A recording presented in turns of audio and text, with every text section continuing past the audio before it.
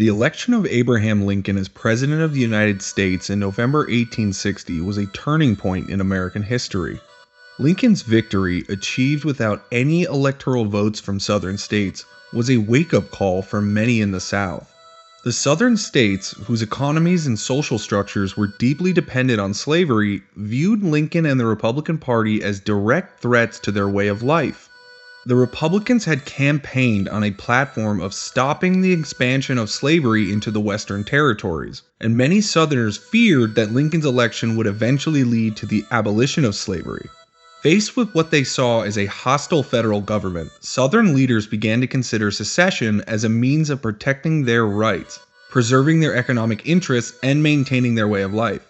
South Carolina was the first state to secede from the Union, doing so on December 20th, 1860. This bold move by South Carolina set off a chain reaction throughout the South. Within weeks, Mississippi, Florida, Alabama, Georgia, Louisiana, and Texas also voted to secede from the Union.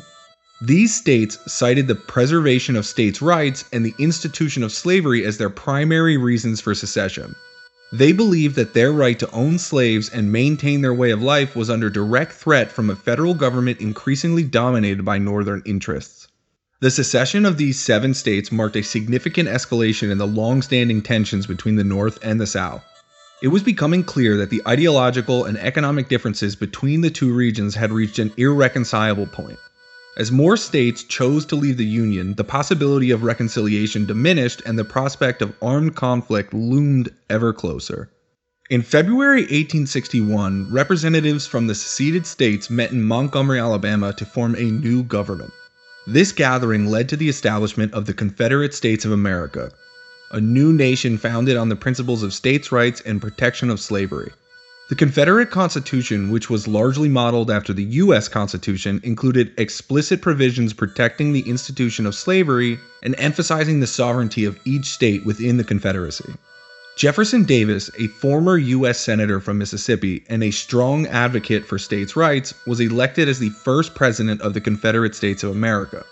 Davis was seen as a capable leader with both political and military experience, making him a suitable figurehead for the new Confederate nation. Under his leadership, the Confederate government began organizing its military forces, establishing a national bureaucracy, and seeking diplomatic recognition from foreign powers, particularly Britain and France. The Confederate government also took immediate steps to assert its authority by seizing federal forts, arsenals, and other properties within its borders. This was a direct assertion of the Confederacy's independence from the Union and an effort to establish control over strategic locations. One of the Confederacy's primary goals was to gain recognition as a sovereign nation on the world stage and to secure military and economic support from foreign allies. The formation of the Confederate States of America was not only a direct challenge to the authority of the United States, but also a declaration that the seceded states were willing to go to war to protect their independence and way of life. The Confederate leadership believed they could successfully defend their territory, win key battles, and potentially negotiate peace with the Union. However, the creation of the Confederacy also solidified the resolve of the United States to preserve the Union at all costs, setting the stage for a conflict that would soon erupt into a full-scale war. The tensions between the seceded states and the federal government reached a critical point in April 1861 at Fort Sumter, a federal fort located in Charleston Harbor, South Carolina. Fort Sumter was one of the few remaining federal strongholds in the South and was viewed by both sides as a symbol of federal authority and sovereignty. After South Carolina seceded, the newly formed Confederate government demanded the surrender of Fort Sumter. Major Robert Anderson, the Union commander at Fort Sumter, refused to surrender, leading to a tense standoff between Union and Confederate forces. By early April, the situation at Fort Sumter had become dire, with the Union forces running low on food and supplies. President Abraham Lincoln faced a difficult decision. Resupplying the fort could provoke a Confederate attack, while abandoning it could be seen as a concession to the Confederacy's authority. Lincoln ultimately decided to send a relief expedition to Fort Sumter, notifying the Confederate government that the mission was peaceful and intended only to deliver food and supplies to the garrison. However, the Confederate leaders, seeing the resupply as a challenge to their authority, decided to act. On April 12, 1861, Confederate forces under the command of General P.G.T. Beauregard opened fire on Fort Sumter, marking the first shots of the Civil War. The bombardment lasted for 34 hours, during which Fort Sumter sustained heavy damage. Despite the heavy shelling, there were no fatalities during the bombardment itself, although one Union soldier was killed in a ceremonial cannon explosion during the surrender. On April 14th, Major Anderson, recognizing the futility of his position and the lack of supplies, agreed to surrender the fort to the Confederates. The fall of Fort Sumter was a defining moment in American history, marking the official beginning of the Civil War. The attack on Fort Sumter galvanized the North, leading to a surge of patriotism and a unified call to arms. For the Confederacy, the victory at Fort Sumter was seen as a validation of their independence and a demonstration of their resolve to defend their new nation. The attack on Fort Sumter had a profound and immediate impact on public opinion in the North. Before the bombardment, there was still hope among many Northerners that a peaceful resolution to the secession crisis could be achieved. However, the Confederate attack on a federal fort changed the public's perception and unified Northern sentiment against the rebellion.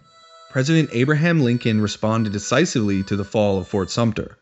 On April 15, 1861, he issued a proclamation calling for 75,000 volunteers to suppress the rebellion and preserve the Union. Lincoln's call to arms was met with overwhelming enthusiasm in the North, with men from all walks of life answering the call to defend the Union. Volunteers flooded recruitment centers, eager to enlist and fight for the preservation of the United States. The response from the northern states was overwhelming, and many believed that the conflict would be short-lived, with a swift Union victory.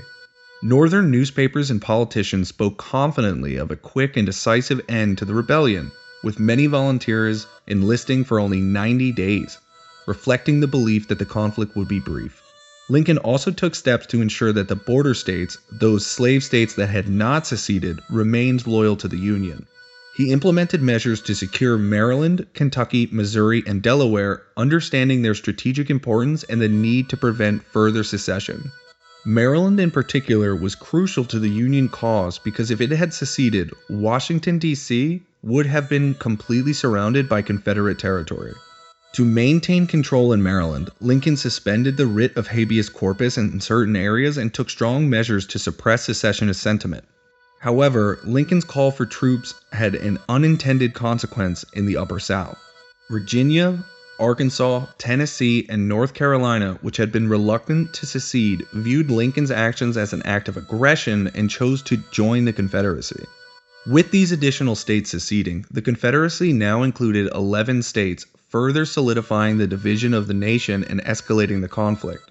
The secession of Virginia was particularly significant because it brought the Confederacy's borders dangerously close to Washington, D.C., and provided the Confederacy with a state rich in resources and strategic value. With war now declared, both the Union and the Confederacy began to mobilize their forces in preparation for the coming battles. In the North, there was widespread belief that the war would be over quickly, with many expecting a decisive Union victory within a few months. The Union Army, led by General-in-Chief Winfield Scott, devised the Anaconda Plan, a strategy to blockade southern ports and cut off supplies to the Confederacy while advancing down the Mississippi River to divide and conquer the South. Scott's plan aimed to squeeze the Confederacy economically and militarily, much like an anaconda snake constricting its prey. In the South, the Confederate leadership also prepared for war, but with a different outlook. They believed that the North would lack the resolve to fight a long and costly war, and that their own forces fighting a defensive war on familiar territory could wear down the Union. The Confederacy relied on the initial fervor of Southern volunteers and the hope of foreign intervention or recognition to bolster their chances of victory. The Confederate military under the command of General Robert E. Lee and the other capable leaders began organizing their forces for defensive operations and preparing for the first major confrontations.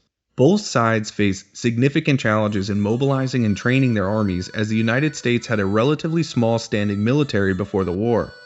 As volunteers poured in, both Union and Confederate armies scrambled to provide uniforms, weapons, and training to their new recruits. The early months of the war saw both sides preparing for a conflict that would prove far larger and more brutal than anyone had anticipated. The first major battle of the Civil War, the First Battle of Bull Run, in July 1861, shattered the illusion of a quick conflict. Union forces, confident of a swift victory, were met with a fierce resistance from the Confederates and ultimately retreated in chaos.